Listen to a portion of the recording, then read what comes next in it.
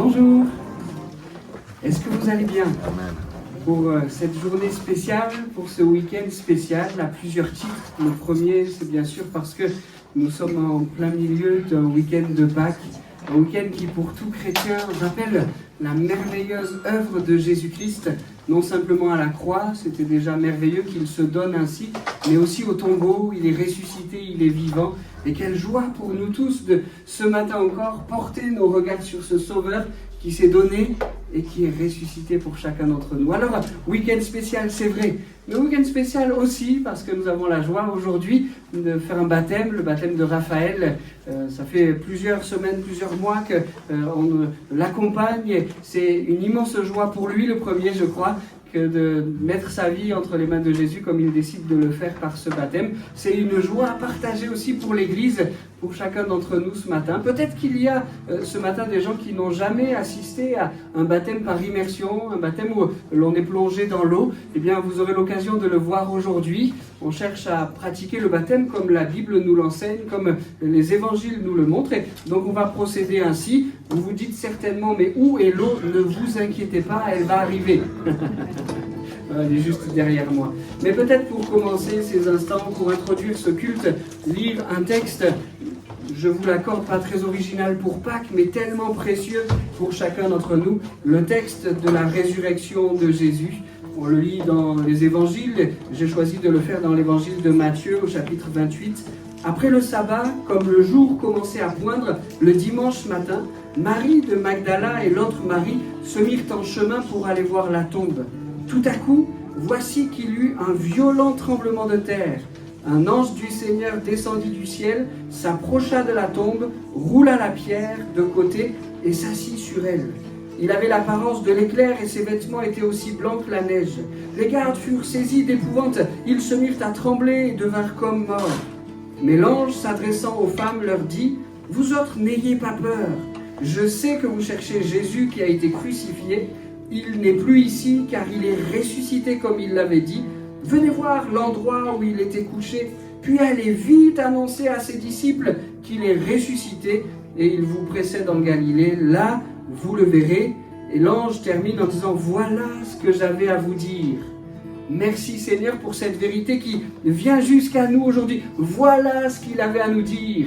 Christ est ressuscité et il nous donne rendez-vous. Pour les disciples en Galilée, pour nous ici à Bolène ce matin, mais le ressuscité nous donne rendez-vous. Jésus-Christ est mort, il s'est offert, il a donné sa vie pour que nous puissions avoir le pardon, mais il est ressuscité et nous avons rendez-vous avec lui ce matin. Je laisse la place à Rémi qui va nous conduire dans quelques chants et dans un moment d'adoration.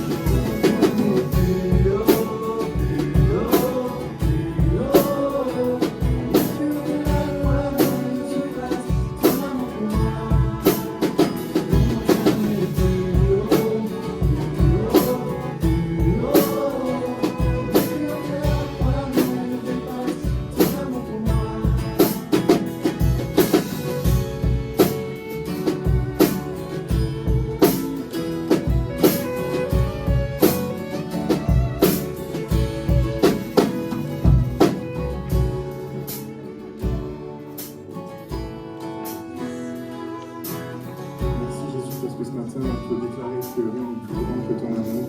C'est pas des choses qu'on a lues, c'est pas seulement des choses qu'on a entendues, c'est pas des choses qu'on a dû entendre, Seigneur, mais c'est des choses qu'on a vécues, Seigneur. Et ce matin, je veux te dire merci. Merci parce que oui, j'ai pu écouter que rien n'est plus haut, que rien n'est plus grand que ton amour, Jésus. Et même si dans ce monde, les autres doivent dire des choses, on sait qu'ils ne sont pas toujours fiables, on sait qu'ils ne sont pas toujours fidèles, Seigneur, mais on sait que toi, Jésus, tu ne mens pas. On sait que toi, tu es toujours le même. Alors vraiment, merci pour ces moments.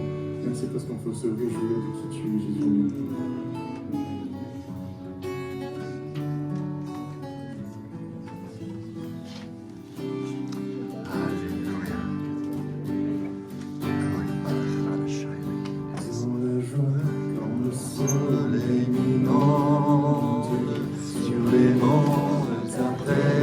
Abonde.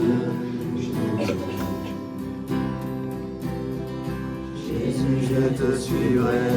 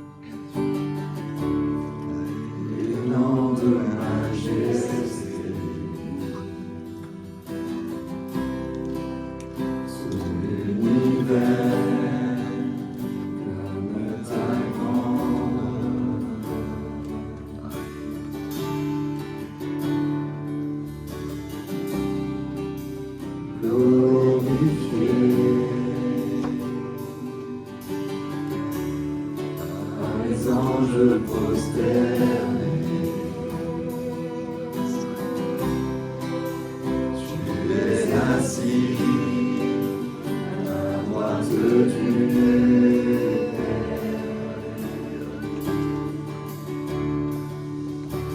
Jésus, merveilleux nom, qui est semblable à toi, ô Dieu. Jésus, précieux nom, digne d'hommage.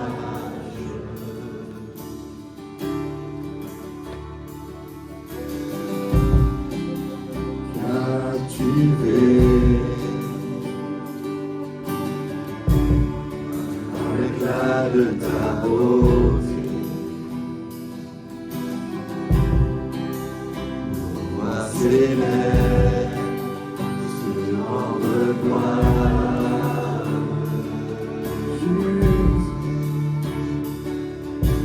Jésus, merveilleux nom, qui est semblable à toi, ô Dieu.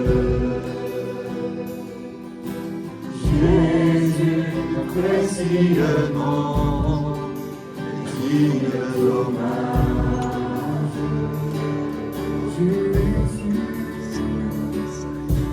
Jésus, merveilleux nom, qui est semblable à toi, ô Dieu. Jésus, précieux nom, digne d'hommage.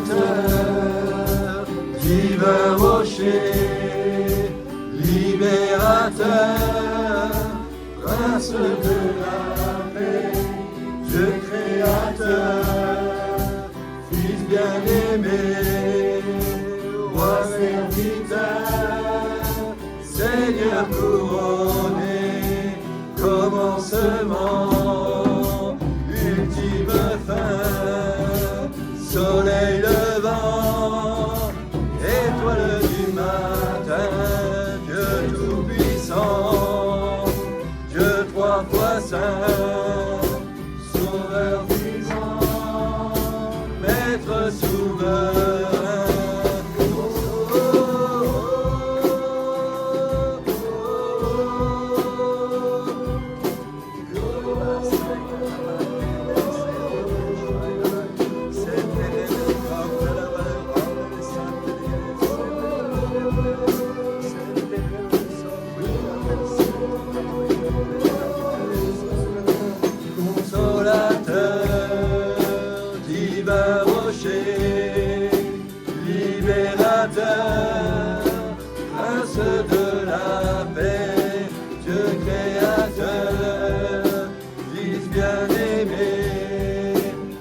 Serviteur, Seigneur couronné, commencement, ultime fin, soleil levant, étoile du matin, Dieu tout-puissant, Dieu trois fois saint, sauveur vivant, maître souverain.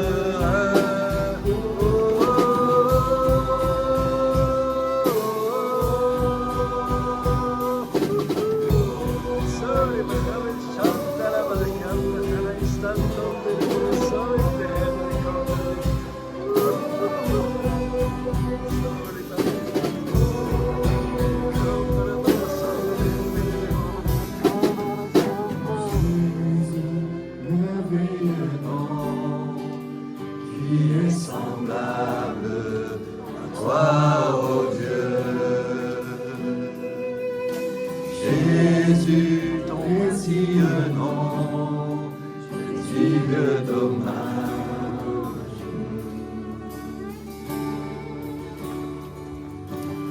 Jésus, le rayonnement qui est semblable à toi, ô Dieu. Jésus, reçu le nom digne d'hommage. Alléluia.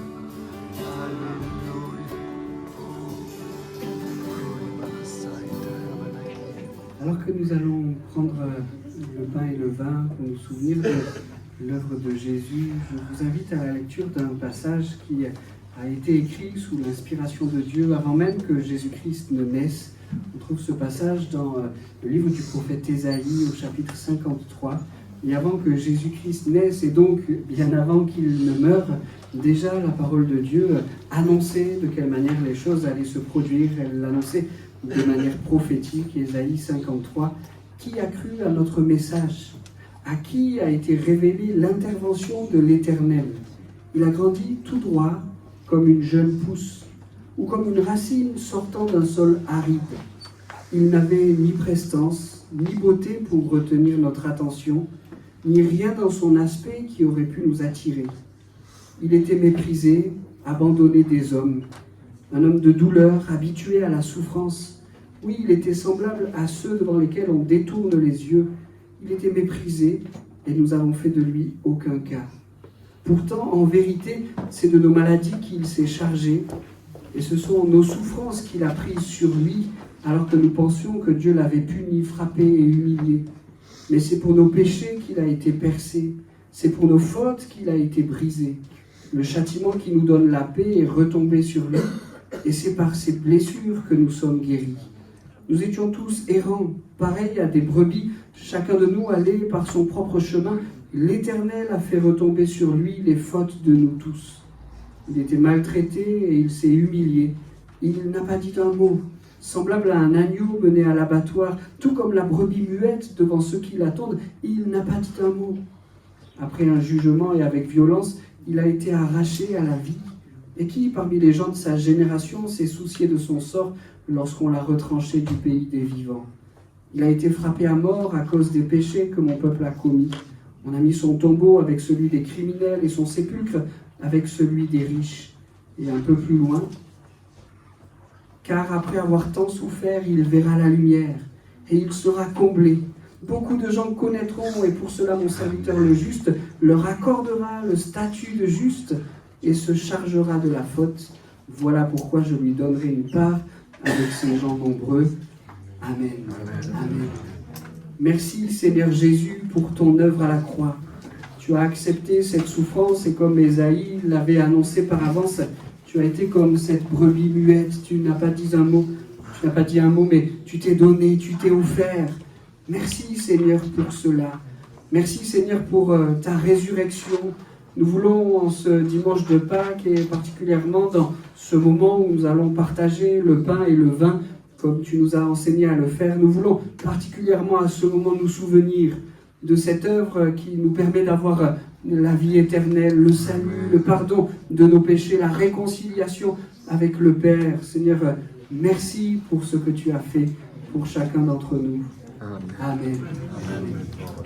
Ça y est, Raphaël, c'est le moment que tu as attendu. Je me souviens la première fois où on a commencé à parler de ce moment du baptême, une de tes premières questions, c'est un peu le parcours qu'on va vivre ensemble, Jean-Emmanuel. Combien de temps ça va durer? Je sentais dans ton cœur une impatience à vivre ce moment. Ça y est, on y est. Peut-être que vient s'ajouter un peu d'émotion, à l'impatience vient s'ajouter un peu d'émotion, peut-être un peu de stress, mais le Seigneur est avec toi et on va écouter avec plaisir ce que Jésus-Christ a fait dans ta vie.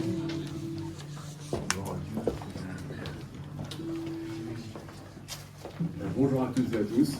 Et effectivement, c'est un moment très particulier. J'ai pour habitude dans mon travail de parler en public, mais là, dans la maison du Seigneur et dans la présence de notre Seigneur Jésus, c'est encore plus particulier. Donc il y a beaucoup d'émotions. Beaucoup d'émotions.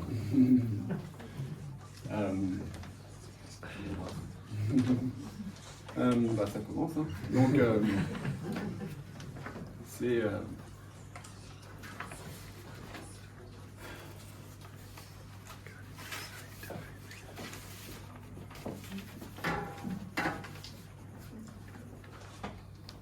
On est tous avec Mais toi. Jésus est là. Jésus est là et il me donne la force, il me donne le courage et puis tout son amour pour vous partager mon témoignage. Amen. Donc j'ai toujours été croyant, mais dans ma croyance, je me questionnais sur l'existence d'un être suprême, d'un créateur de l'univers, d'un papa céleste qui était prêt à prendre soin de moi. Et je me demandais s'il veillait sur moi et s'il avait vraiment un plan pour ma vie. Malgré ma foi, je n'avais pas la conviction profonde de l'existence de Dieu,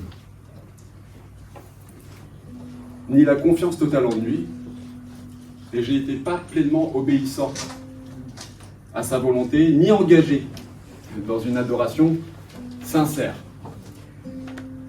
Et la communion avec Dieu, pour le coup, elle me paraissait lointaine. Lointaine en raison des épreuves traversées, comme la perte d'un enfant,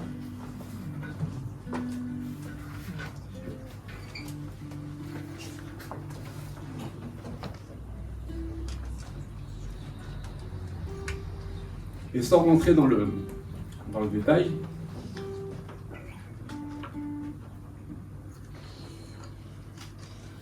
les accidents de la vie personnelle et professionnelle. Et confronté à ces épreuves, mais je me suis senti seul, abandonné, parfois livré à moi-même, avec la vision d'un monde cruel et indifférent. Et dans ces moments de détresse, eh bien, la colère a pris le dessus, dirigée à la fois contre la vie et contre Dieu.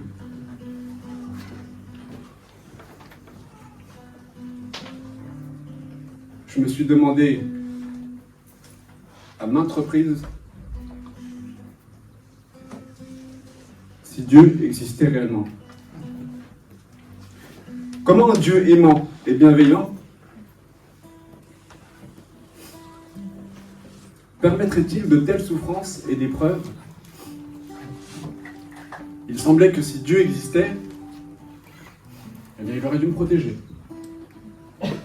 Protéger de ses douleurs et de ses épreuves difficiles. Alors, les doutes se sont enracinés dans mon esprit. Merci. Nourri par la douleur et l'incompréhension, j'ai dit et affirmé que Dieu n'existait pas. Mais Dieu est bon et désire donner de bonnes choses à ceux qui viennent à lui avec la foi. Psaume 31, verset 20. Et à travers ces moments de désespoir, où les pires pensées ont traversé mon esprit, eh bien Dieu était présent. Dieu était là. Et il y a dans le cœur de l'homme beaucoup de projets, mais c'est le plan de l'Éternel qui s'accomplit. Proverbe 19, verset 21. Et c'est ainsi qu'au courant de l'année 2020, le Seigneur Jésus a mis sur mon chemin une personne qui m'a aidé à réaliser et à comprendre que la foi n'est pas seulement présente dans les moments de joie et de bonheur, et que quand tout va bien. Que croire en Dieu, c'est pas avoir accès à une vie sans problème, sans lutte et sans combat. Et c'est justement dans la souffrance que nous apprenons le plus. La Bible dit que Dieu garde la trace de nos larmes.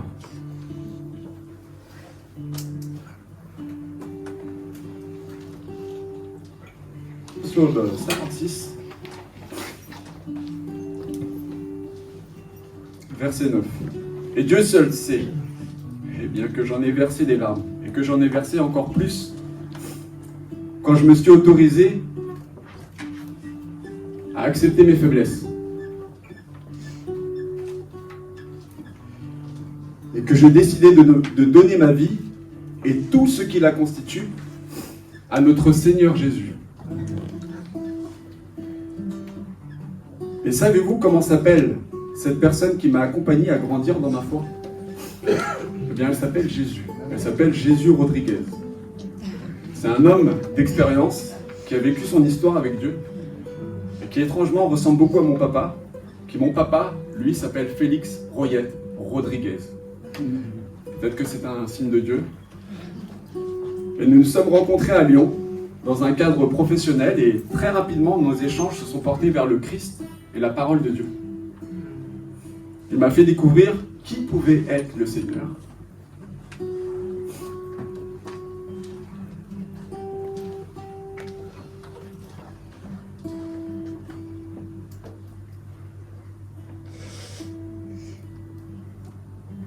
Le Seigneur Jésus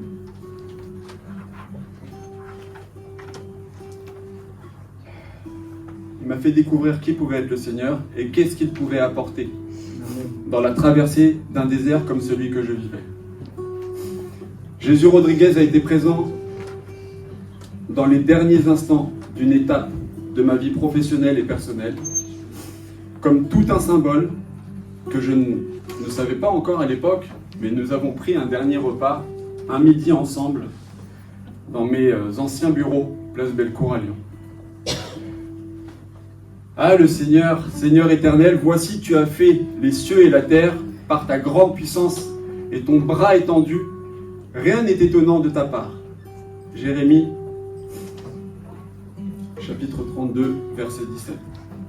Et quand j'ai accepté la mise à l'épreuve, quand j'ai accepté de fléchir les genoux devant Jésus-Christ, ce 1er novembre 2023, c'était lors d'une retraite GPN. Guérison pour les nations, accueilli et guidé par Jean-Marie et Evelyne. Et toute la formidable équipe de GPN.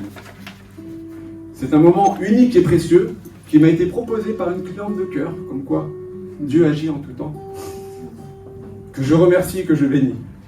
Aude.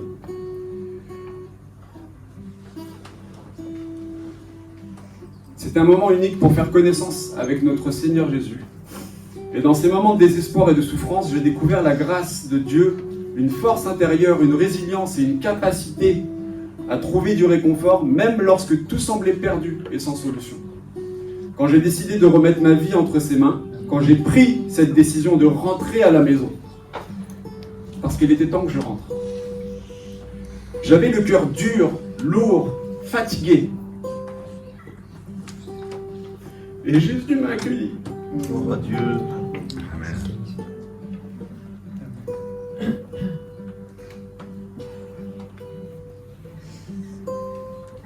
Jésus m'a accueilli avec un amour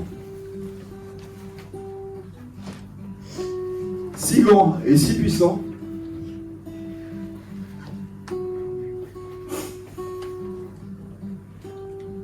il m'a dit: mais pourquoi tu t'es infligé toutes ces douleurs pendant toutes ces années? Qui t'a dit que tu pouvais tout réaliser tout seul? Qui t'a dit que tu pouvais tout endurer? Que tu n'avais pas le droit d'avoir peur, d'être faible, de pleurer? Regardez aujourd'hui. Qui t'a dit que tu devais tout supporter, que tu devais tout payer, tout accomplir? N'ai-je pas payé le prix pour toi et le monde sur la croix?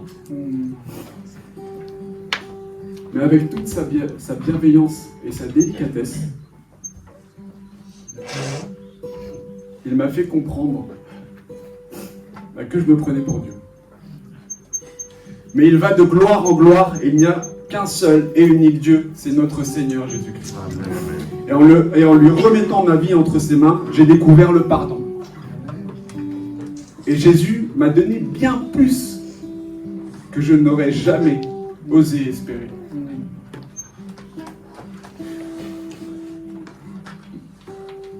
Maintenant, je crois en Dieu.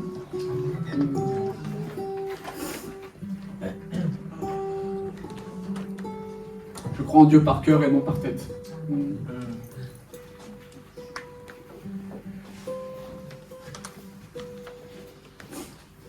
Et il est vrai que son amour infini, eh bien, a transformé chaque aspect de ma vie.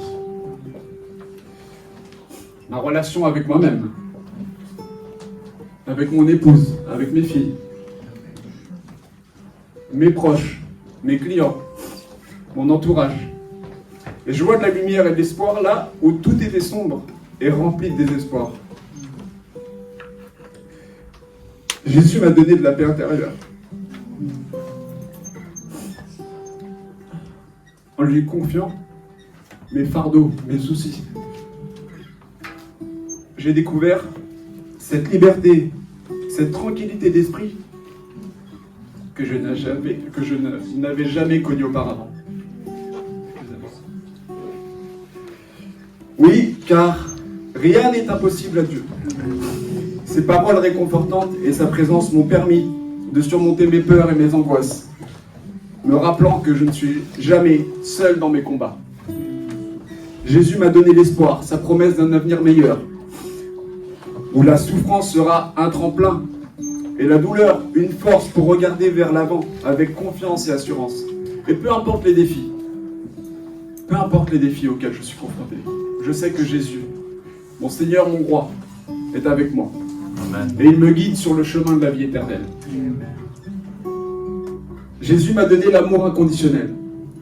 Son sacrifice sur la croix témoigne de son amour infini pour chacun de nous. Un amour qui va au-delà de nos fautes et de nos erreurs. Et en acceptant cet amour inconditionnel, j'ai appris à m'aimer et à aimer les autres de la même manière, en partageant la grâce et la miséricorde du Seigneur Jésus que j'ai reçu. Jésus a donné un but et un sens à ma vie. En suivant ses enseignements et en marchant dans ses pas, j'ai redécouvert ma véritable vocation, celle de servir, de protéger les autres, le monde et ma raison d'être, de vivre en Jésus-Christ. Chaque jour, je tâche de vivre selon sa volonté, en témoignant de son amour et de sa grâce à ceux qui m'entourent. Et en remettant ma vie entre les mains de Jésus, j'ai trouvé la plénitude et la joie que je cherchais. Alléluia. La joie que je recherchais enfin. Accès à la paix et à l'équilibre. Cette paix et cet équilibre que j'ai désiré tant. Son amour a transformé ma vie de manière profonde et je suis reconnaissant chaque jour pour sa présence constante et sa grâce infinie. Et à l'aube de mes 40 ans, j'ai récemment lu un verset qui m'a tant fait sourire. Et vous savez, c'est cette sensation que vous avez quand vous lisez un verset de la Bible et que vous vous dites, mais ça a été écrit pour moi, c'est pas possible autrement. Et bien ce verset, c'est dans Deutéronome, chapitre 8, verset 2.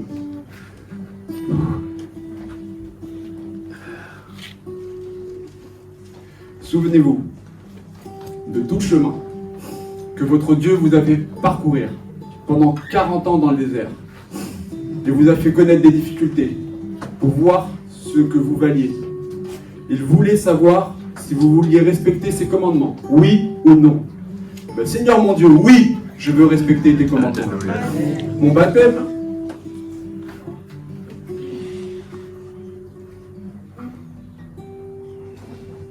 représente pour moi une véritable renaissance, un souffle nouveau, un nouveau commencement. Et le choix de cette date, le dimanche 31 mars, jour de Pâques, eh bien, ça revêt une symbolique toute particulière dans ma relation avec toi, Seigneur Jésus. Nous rappelons le renouveau et la résurrection. Alléluia. Et c'est un engagement solennel que je prends envers Dieu et envers la communauté chrétienne. Je m'engage à suivre les enseignements de Jésus et à vivre selon les valeurs de l'Évangile. Je suis reconnaissant envers tous les fidèles. Camille, Rémi, Nicolas, Christelle qui sont pas là, Pierrot, son épouse, Philippe, Natacha, Loïc, Romain,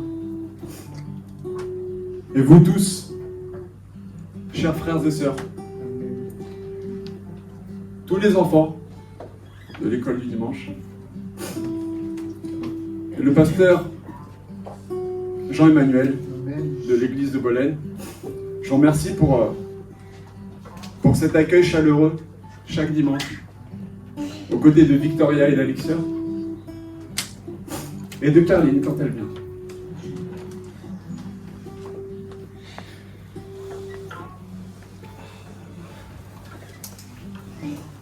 Et je tiens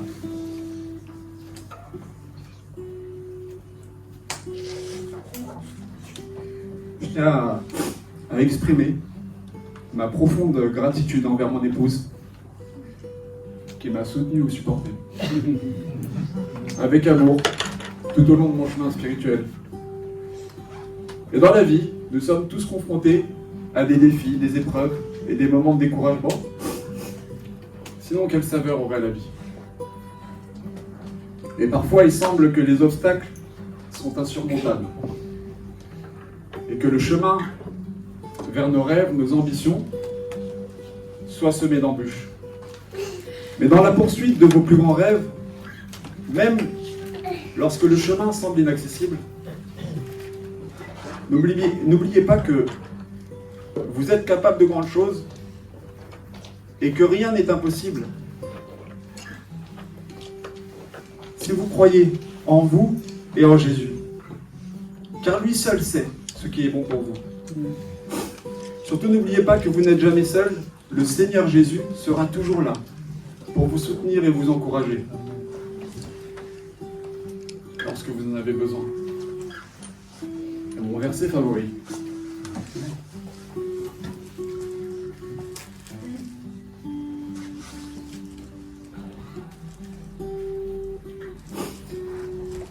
Mon verset qui a une histoire, c'est Josué, chapitre 1, verset 9. Je t'ai commandé d'être fort et courageux. Ne tremble pas. N'aie pas peur, car moi, le Seigneur ton Dieu, je serai avec toi partout où tu iras. Et je suis en joie à l'idée de commencer ce nouveau chapitre de ma vie et de poursuivre ma croissance spirituelle. Et je remercie Dieu de m'avoir donné la force de persévérer et de m'avoir guidé jusqu'à ce jour béni. Que cette étape marque le début d'une nouvelle aventure empreinte de foi, d'amour et de paix.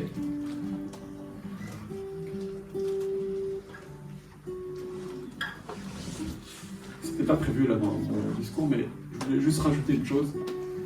C'est que Dieu agit en tout temps. Dieu agit en permanence. Et parfois, on prend des décisions. On ne sait pas pourquoi on prend ces décisions, mais je revois encore quand on a visité cette maison à Bolène. J'ai un de mes clients qui est... Comment je connaissais Bolène, c'est que j'ai un de mes clients qui était né à Bolène. C'est la seule connaissance que j'avais de cette ville-là. Et on a visité cette maison avec mon épouse et on a dit oui pour cette maison. Mais sans savoir ce qui m'attendait de plus grand. C'est de rencontrer cette église, de vous rencontrer, et que mes fils soient épanouis à l'idée de vivre dans une belle maison et dans une belle ville, qui est celle de Bolène que je bénis.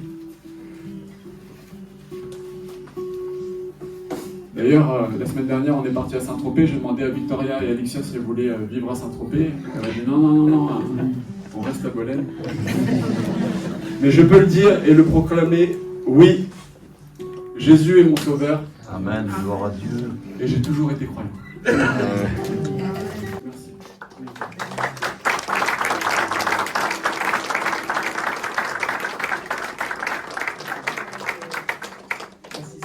Merci Raphaël pour ce beau témoignage. On a senti ressenti tout ton cœur, toute ton émotion. Elle est aussi dans les nôtres de cœur, cette émotion, de te voir prendre ce bel engagement. Et sur ton t-shirt, il y a écrit « Jésus m'a sauvé ». Comprenez que ce n'est pas Jésus Rodriguez. Hein.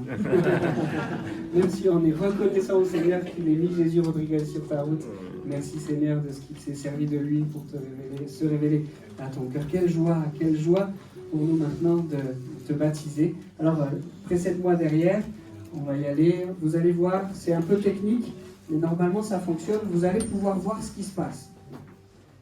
Voilà Raphaël, c'est le moment que tu as attendu, ce moment qui symbolise ton engagement pour le Seigneur, cet engagement à suivre Jésus-Christ. Tu le sais, cette eau, elle symbolise la mort et la résurrection de Jésus. Dans quelques instants, je vais te plonger dans l'eau et c'est comme cette mort à soi-même et puis je vais t'en faire ressortir. C'est comme cette résurrection que Jésus-Christ a vécue pour que nous soyons pardonnés. Alors, je te pose quelques questions et puis je te baptise. Est-ce que tu crois que Dieu t'aime et qu'il a tout accompli pour toi ? Oui, je le crois. Est-ce que tu crois que Jésus-Christ, aussi par amour, est venu sur terre ? Oui, je le crois. Et est-ce que tu crois que c'est aussi pour toi qu'il a donné sa vie sur la croix ? Ah oui, je le crois. Est-ce que tu crois que ce Jésus-Christ ressuscité, il tient maintenant ta vie dans sa main ?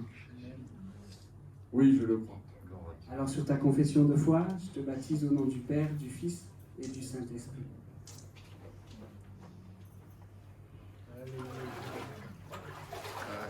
Rassurez-vous, je ne vais pas vous retenir longtemps. Beaucoup de choses ont déjà été dites.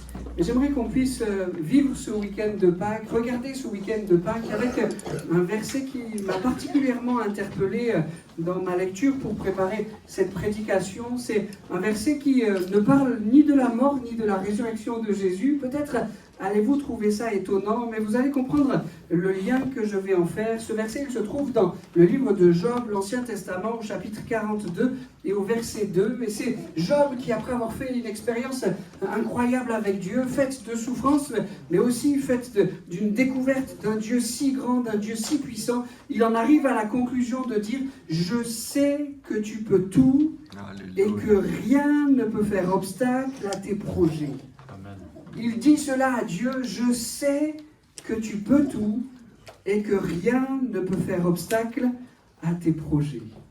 Quels sont vos projets pour ce week-end de Pâques ?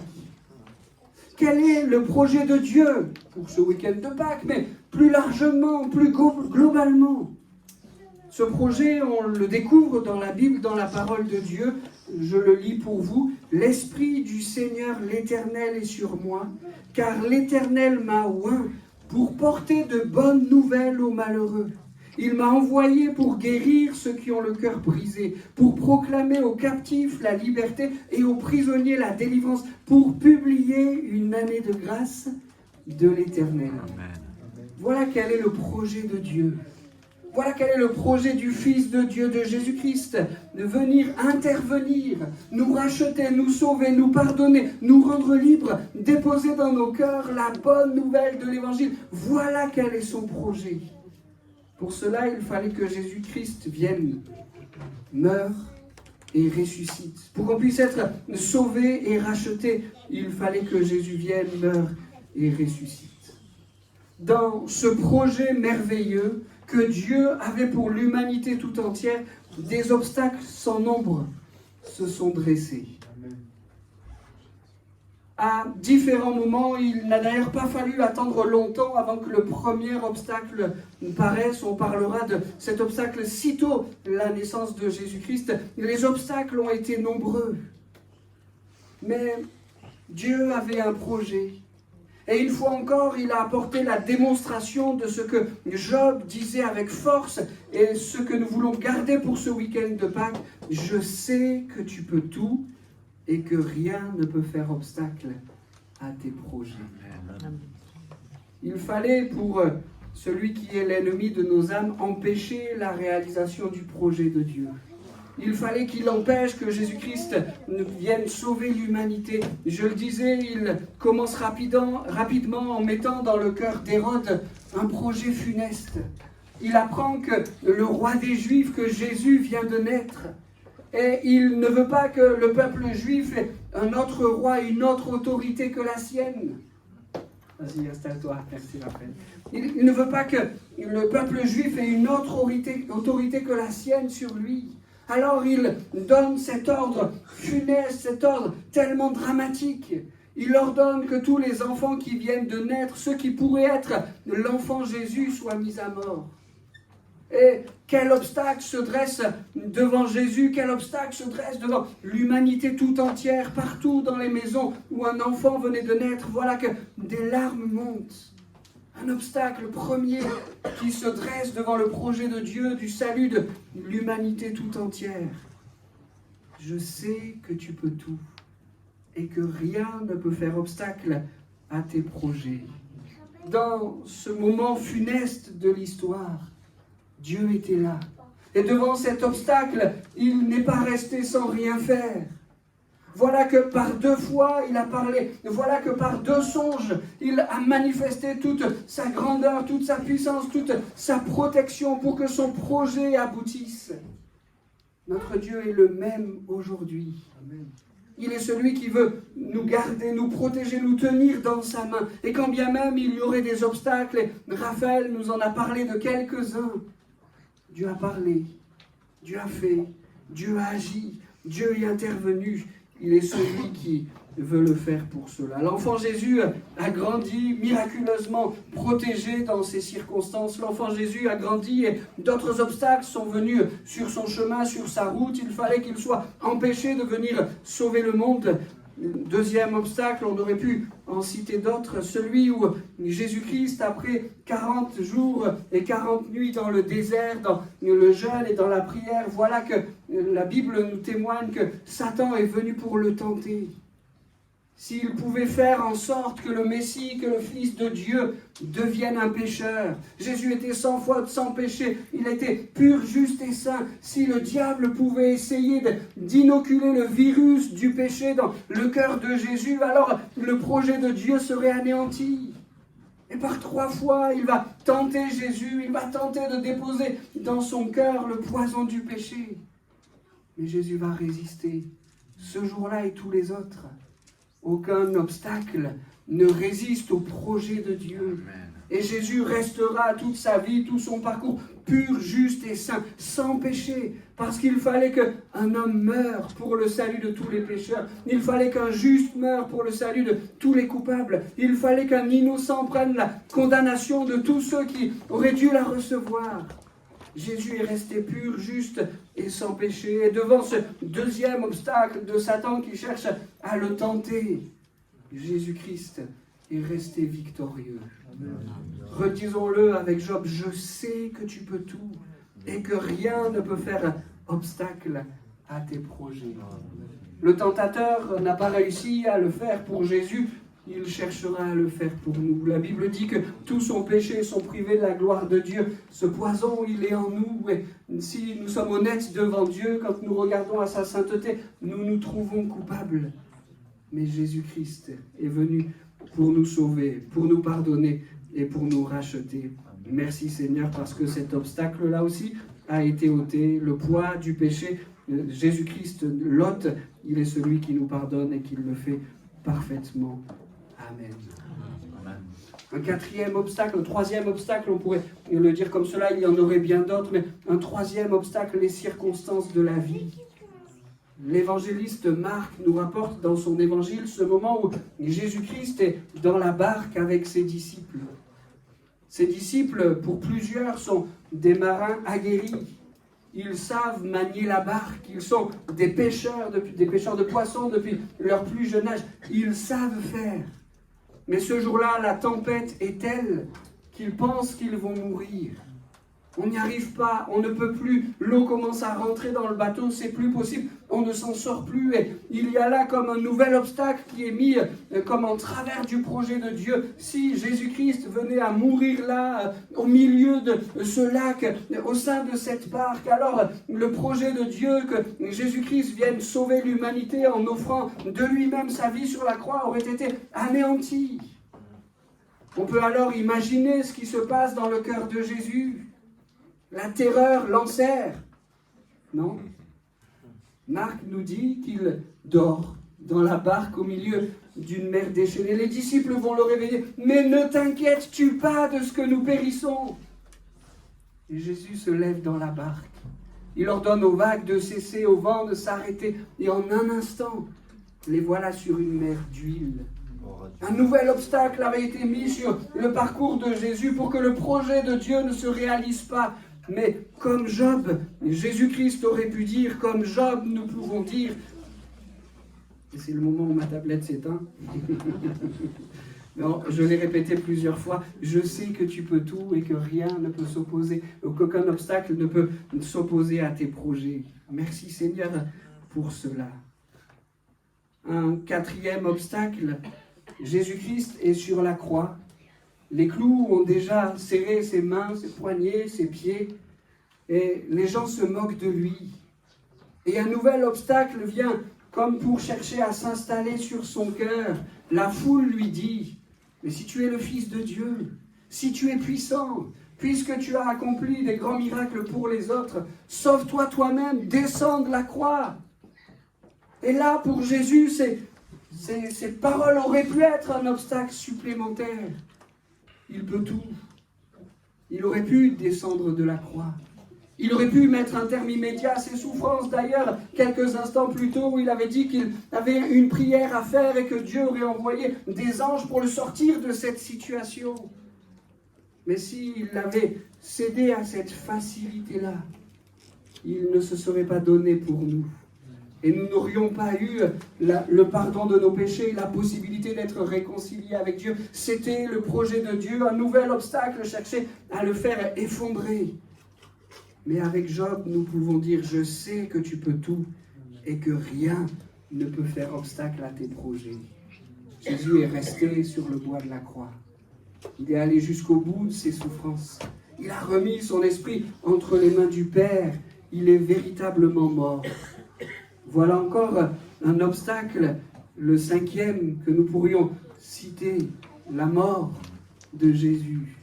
Aurait pu, avec un regard humain en tout cas, mettre un terme au projet de Dieu de sauver l'humanité. Les disciples l'ont vu ainsi, c'est fini, la mort nous l'a ravi, la mort a pris notre maître, la mort a pris celui que nous avons reconnu comme le Messie, c'en est fini. Mais avec Job, nous pouvons dire, je sais que tu peux tout et que rien ne peut faire obstacle à tes projets. La mort n'a pas pu le retenir. Jésus est véritablement ressuscité. Oui, Dieu peut tout, jusqu'à ressusciter son Fils, jusqu'à le ramener à la vie. Oui, Dieu peut tout, jusqu'à intervenir dans le plus profond de nos cœurs. Il connaît nos sentiments, il sait ce que nous avons à vivre, il connaît ce qui se passe dans le secret de nos cœurs. Et celui qui a ressuscité Christ est capable de déposer en nous des sentiments qui sont transformés. La Bible dit qu'il transforme nos pleurs en allégresse. Lui seul sait le faire. C'est si bien le faire. Il y a bien des circonstances, bien des choses, bien des obstacles qui pourraient venir se mettre entre nous et le projet de Dieu. Mais ce que je voudrais dire ce matin, c'est qu'aucun de ces obstacles n'est trop grand, n'est trop dur, n'est trop lourd, n'est trop fort pour que Dieu ne puisse l'effondrer et pour que son projet pour toi s'accomplisse. Je crois que ça a été l'objet du témoignage de Raphaël. Je crois que si je passais le micro, plusieurs pourraient dire la même chose. Aucun obstacle ne résiste à Dieu parce qu'il peut tout, jusqu'à nous pardonner, jusqu'à nous sauver, jusqu'à nous guérir, jusqu'à réparer les cœurs brisés, jusqu'à libérer les captifs. Voilà le projet de Dieu. Et rien ne peut empêcher ça. Pour que ce projet trouve son plein accomplissement dans ta vie, il te suffit, comme Raphaël l'a fait, d'inviter ce Sauveur merveilleux. Il te suffit, comme Job l'a fait, de dire avec lui, Dieu, maintenant je sais que tu peux tout et que rien ne peut faire obstacle à tes projets. Alors tous les obstacles qui sont là sur mon cœur, tout ce qui m'empêche d'ouvrir mon cœur, de m'abandonner à toi, tout ce qui pourrait me retenir, me tenir dans mes épreuves, dans mes douleurs, dans mes larmes, dans mes difficultés ou même dans mes joies, tout ce qui est là dans mon cœur et qui pourrait faire obstacle à ton projet pour moi, je te l'abandonne, je te le laisse. Et avec Job, je dis, tu peux tout, Seigneur. Prends ma vie, prends mon cœur, prends mon avenir, prends mon passé, prends mes lendemains, prends mes fardeaux. Seigneur, je sais que tu peux tout et que rien ne peut faire obstacle à tes projets. Amen. Je vous invite à quelques instants de recueillement, quelques instants de prière. Seigneur, nous le croyons parce que ta Bible le dit, mais aussi parce que nous l'avons expérimenté. Nous le croyons, tu peux tout. Tu es ce Dieu merveilleux qui a tout pouvoir. Tout est entre tes mains et rien ne te limite, rien ne t'empêche, rien ne te dépasse, rien, Seigneur, ne peut faire obstacle à tes projets. Merci pour ta toute-puissance. Mais aussi merci parce qu'à ta toute-puissance s'ajoute un amour inconditionnel pour chacun d'entre nous. Si tu étais un Dieu seulement tout-puissant, tu n'aurais pas besoin de nous regarder, tu n'aurais pas besoin de t'inquiéter de nous, tu n'aurais pas besoin de prendre soin de nous, mais non seulement tu es un Dieu tout-puissant, mais aussi tu es un Dieu plein d'amour pour sa créature. Et donc ce matin encore, tu poses ton regard sur nous. Merci pour ta puissance, merci pour ton amour. Merci de ce que tu as donné Jésus pour que nous puissions être réconciliés avec toi, pour que nous puissions être pardonnés, pour que le péché qui nous enserre puisse être brisé. Merci de ce que tu es notre Sauveur, Seigneur Jésus. On veut te remercier pour ce que tu as déjà fait dans de nombreux cœurs ce matin. On veut te remercier pour ce que tu vas faire encore. Tu connais l'état des cœurs de chaque personne qui est rentrée dans ce lieu ce matin. Tu sais ce qui fait ses joies, tu sais ce qui fait ses douleurs. Et Seigneur, tu as pour chaque personne ce matin des projets merveilleux. Amen. Si une petite voix pourrait nous faire croire qu'ils ne pourront pas s'accomplir parce qu'il y a trop d'obstacles à cela, nous voulons faire taire cette petite voix en disant Dieu peut tout. Amen. Et rien ne peut s'opposer à ses projets. Rien ne peut faire obstacle à ses projets. Seigneur, que tes projets pour chacun d'entre nous puissent s'accomplir ce matin. Prends soin de chacune de nos vies comme tu sais si bien le faire. Nous nous abandonnons à ta puissance, nous nous abandonnons à ton amour, nous nous abandonnons à ta grâce. Amen. Amen.